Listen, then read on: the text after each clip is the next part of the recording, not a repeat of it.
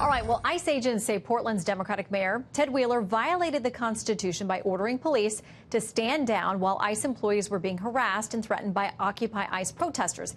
They want a meeting with Wheeler for him to apologize and to promise that all Portland citizens will be protected regardless of where they work, or they may see him in court. And tonight we're getting a late-breaking response from the mayor himself. So let's bring in Fox News radio host Todd Starnes. Good to see you tonight, Todd.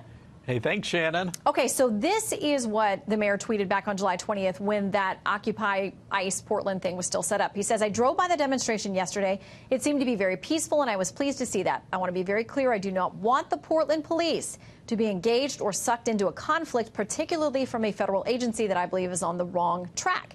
Now, a letter from an ICE attorney representing those folks to the mayor says, we understand you have a difference of opinion with the current president of the United States and some of his policies, but we fail to see why targeting the employees of ICE and leaving them vulnerable to violence, harassment, and even death furthers a legitimate government interest. Your policy has created a zone of terror and lawlessness.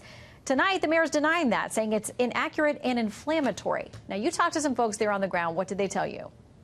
Yeah, it really was a very violent protest out there right outside of the ICE headquarters in Portland. On my radio show a few days ago, we had the owners of a food truck that was set up directly across the street from the ICE headquarters, the Happy Camper food truck.